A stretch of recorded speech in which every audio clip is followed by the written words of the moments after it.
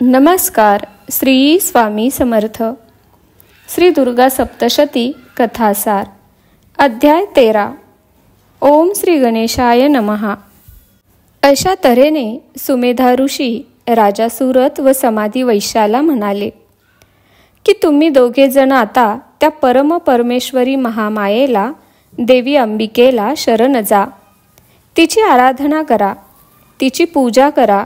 तिच्या कृपेने तुमचे दुःख दूर होईल आणि तुमच्या साऱ्या इच्छा पूर्ण होतील. त्यानंतर राजा सुरथ व समाधी वैश्य दोघेजण एका नदीकाठी आले आणि तेथे त्यांनी एका आसनावर बसून रोज देवी भगवतीची कठीण अशी तपश्चर्या करू लागले. देवीचा मंत्रघोष, देवीची आराधना, देवीचा जप ते करू लागले.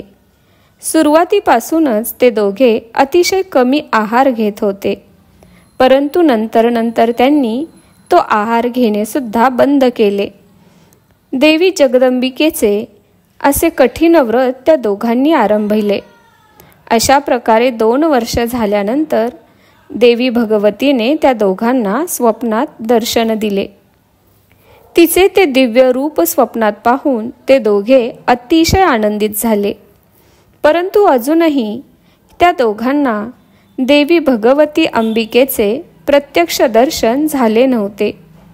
त्यामुळे त्या दोघांनी अजून कडकपणे देवीचे व्रत सुरू केले. ते दोघे आपापल्या शरीरातील रक्त देवीला अर्पण करू लागले. परंतु तरी देखील देवीने त्यांना प्रत्यक्ष दर्शन दिले नाही. म्हणून मग आता त्या दोघांनी निराश होऊन आपला प्राणत्याग करायचा असे ठरवले. त्यानंतर त्या दोघांनी स्वतःचा बळी देण्यासाठी एक यज्ञकुंड बनविले.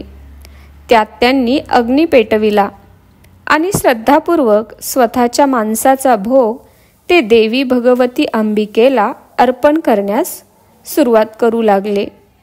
हे सर्व करताना त्यांना अतिशय कष्ट जाणवत होते, परंतु देवीच्या दर्शनासाठी त्यांनी अशा प्रकारे देवीला भोग देऊन प्रसन्न करून घेण्यास प्रारंभ केला.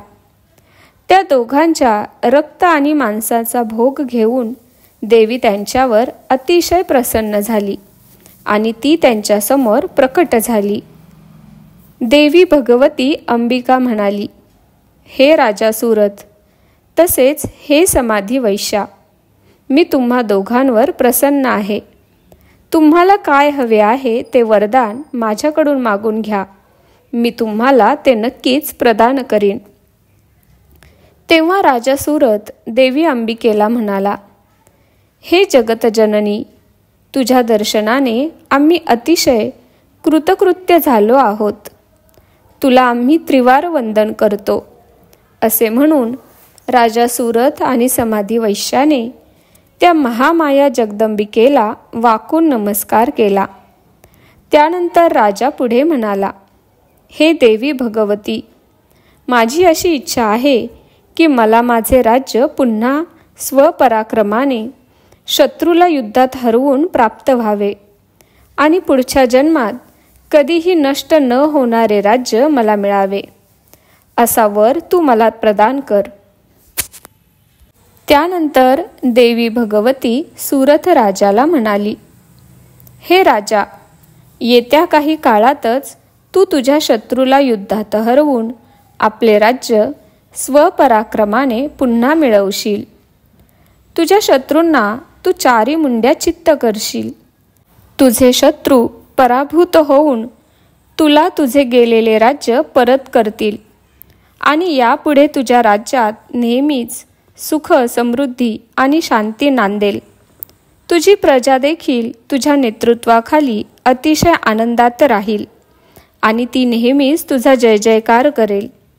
अशा प्रकारे हे राजा सुरथ, तू 10,000 वर्षापर्यंत राज्य करशील.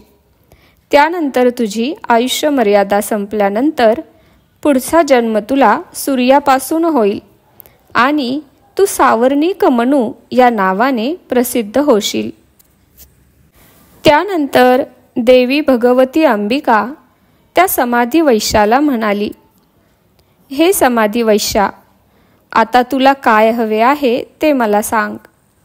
यावर समाधी वैश्य भगवती देवीला म्हणाला, हे देवी, मला आता माझ्या परिवाराबद्दल आसक्ती राहिली नाही. मला आता या संसार बंधनातून मुक्त करून मोक्ष प्राप्ती करून दे आणि या संदर्भात खोल असे असलेले आत्मज्ञान मला प्राप्त करून दे, अशी माझी इच्छा आहे. यावर देवीने तथास्तु असे बोलून समाधी वैश्याची इच्छा पूर्ण होईल असा त्याला वर दिला आणि देवी भगवती अंबिका अंतर्धान पावली. अशा प्रकारे देवीचे हे अत्यंत अद्भुत असे चरित्र जो कोणी ऐकेल, कथन करेल, तो सर्वार्थाने सुखी होईल. हे देवीचे चरित्र मोक्षदायक, कीर्तिदायक आणि सुख समृद्धी प्राप्त करून देणारे आहे. अध्याय 13 समाप्त. श्री स्वामी समर्थ. धन्यवाद.